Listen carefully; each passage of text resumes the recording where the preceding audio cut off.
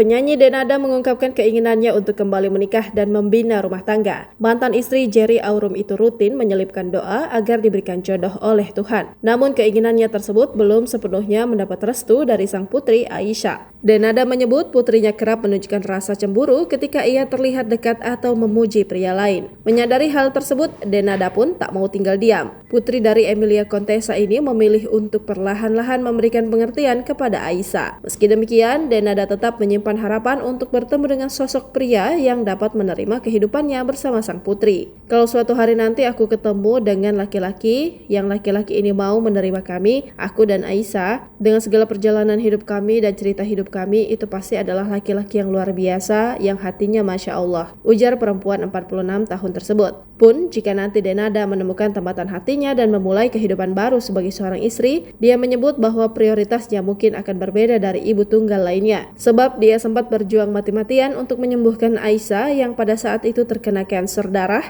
atau leukemia. Meski kini Aisyah sudah dinyatakan sembuh, sang putri tetap menjadi prioritasnya.